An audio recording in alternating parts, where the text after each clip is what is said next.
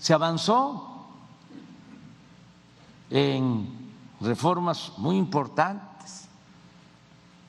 Imagínense, para la justicia social, lo que significa que en la Constitución se haya establecido, la Constitución vigente, el derecho de los adultos mayores a la pensión, el derecho a la pensión para niñas, niños con discapacidad, el que se haya elevado a rango constitucional el derecho de estudiantes pobres a recibir una beca para estudiar, el derecho del pueblo a la salud. Que esto se haya logrado al reformar el artículo 4 constitucional, lo que hicieron los legisladores, y que además se haya escrito en un transitorio de la Constitución que no deben de reducirse los presupuestos destinados a garantizar estos derechos. Eso fue un avance importantísimo. Lo mismo, el que se haya logrado reformar el artículo 28 para que se considere prohibida la condonación de impuestos, que era un abuso, una gran injusticia, que la mayoría de los mexicanos, los más pobres, estaban obligados a pagar sus impuestos. Todos pagaban impuestos, todos, porque hasta el que compra una mercancía tiene que pagar un impuesto. Pero las grandes corporaciones empresariales, financieras, no pagaban impuestos, se les condonaban los impuestos, miles de millones de pesos. Fue un gran avance el que se estableciera en el artículo 28, repito, que se prohíbe la condonación de impuestos, así como está prohibido el que existan los monopolios. Fue muy importante también elevar a rango constitucional el castigo a los corruptos, porque se llegó incluso durante todo el periodo neoliberal a hablar de transparencia, se crearon institutos para garantizar la transparencia, institutos anticorrupción, pero la corrupción no estaba tipificada como delito grave. Incluso se había llevado a cabo de manera deliberada una reforma al Código Penal para que no fuese delito grave la corrupción. Entonces, ahora es distinto, es delito grave la corrupción, sin el derecho a fianza. Es muy importante también el que se aprobara, que se llevara a cabo una reforma para quitar los fueros, en especial al presidente, que pueda ser juzgado el presidente de la República en funciones por cualquier delito como cualquier otro ciudadano. Esto venía desde la Constitución del 57 y a pesar de la revolución se mantuvo en la Constitución del 17 el fuero presidencial. Y ahora se llevó a cabo esta reforma. Y otras más, como la de la revocación del mandato, que se va a llevar a la práctica por primera vez el día 10 de abril, independientemente del resultado, es establecer el hábito democrático, no olvidar que el pueblo es el soberano, que se tiene que mandar obedeciendo, que en la democracia el pueblo manda, que así como nos ponen, nos pueden quitar los ciudadanos. Esto se ha logrado en los últimos tiempos. ¿Qué falta? Algunas otras reformas constitucionales, y se está buscando convencer, persuadir de la necesidad de que se reforme la Constitución para fortalecer la industria eléctrica nacional, porque evidentemente hay un desbalance, no hay equilibrios. Se le dio en la reforma energética anterior todos los privilegios a las empresas particulares, al grado de que si esto no lo resolvemos, desaparece la Comisión Federal de Electricidad, porque hasta para despachar la energía se le dio preferencia para subir la energía a las líneas de transmisión a las empresas extranjeras, y se llegó al extremo de que no se considera energía limpia la que se produce en las hidroeléctricas,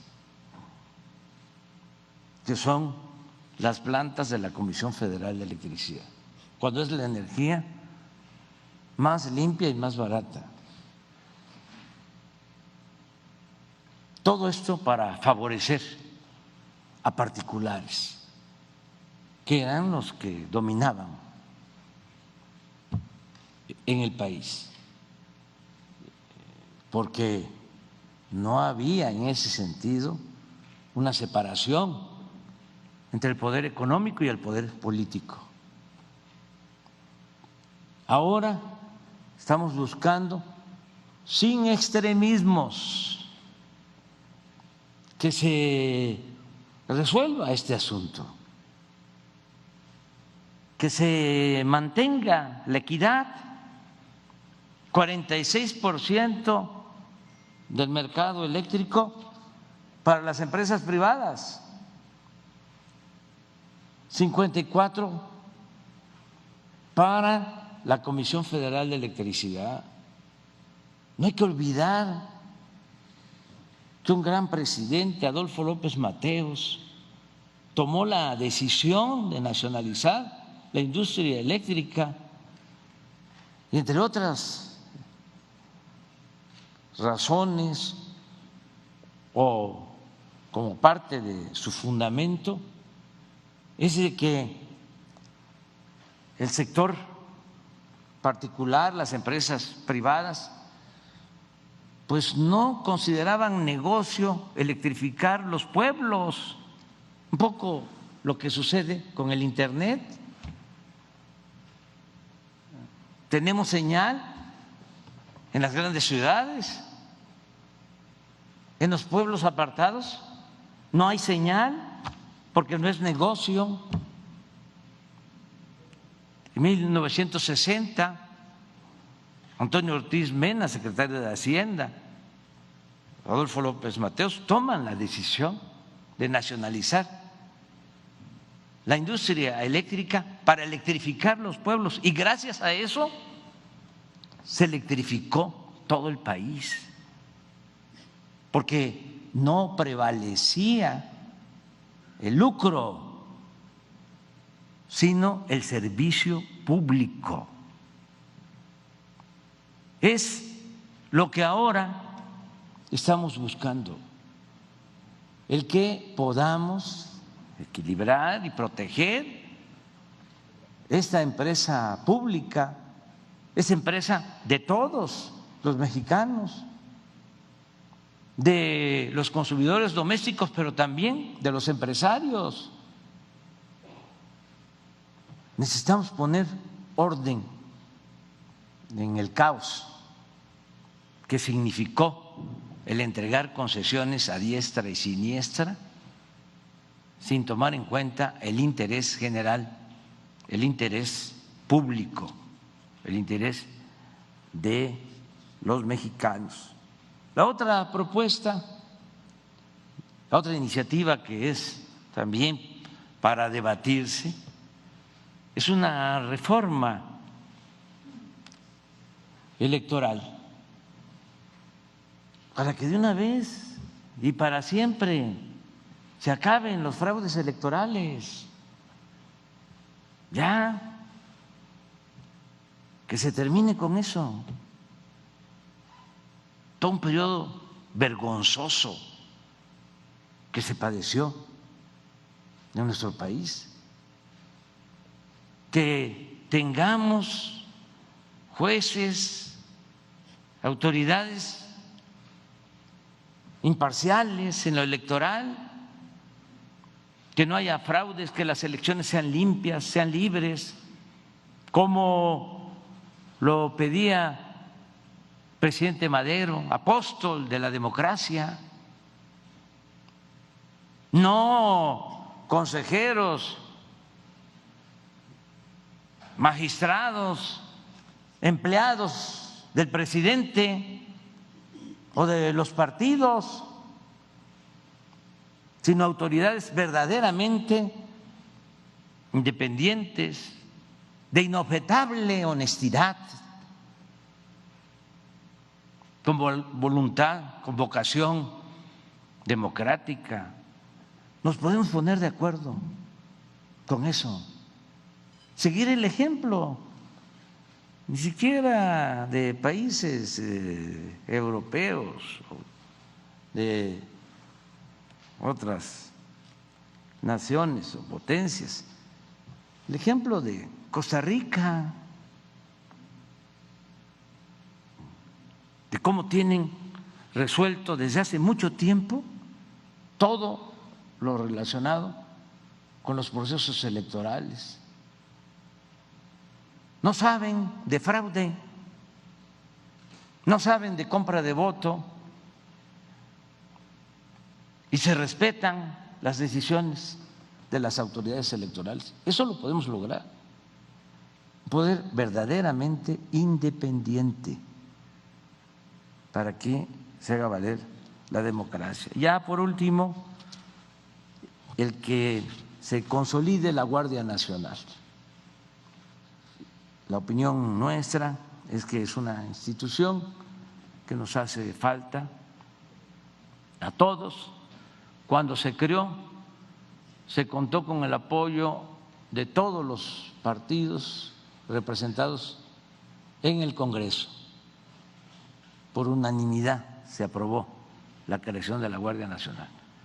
Pero yo tengo la preocupación porque tenemos que pensar en instituciones que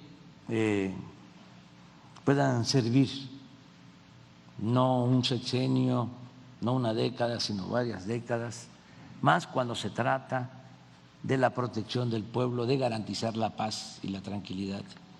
Y tengo la preocupación de que si no dejamos esta institución consolidada y queda suelta como quedó en su tiempo la Policía Federal Preventiva, se puede echar a perder. Y necesitamos que la Guardia Nacional, es mi propuesta, dependa de la Secretaría de la Defensa Nacional, de una institución profesional, de una institución con disciplina, de una institución que desde que surgió precisamente durante la Revolución ha actuado con lealtad al pueblo de México.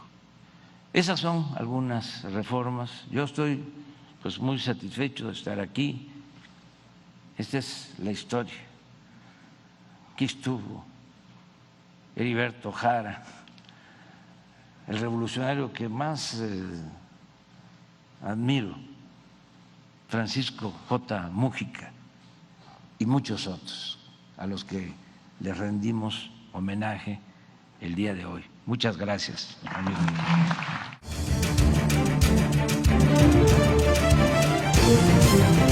Desde el aire, en 360 grados, con transmisiones en vivo desde el lugar de los hechos, con la mayor tecnología, pero sobre todo, con objetividad e imparcialidad. Noticiero en redes. Honestamente, te informamos.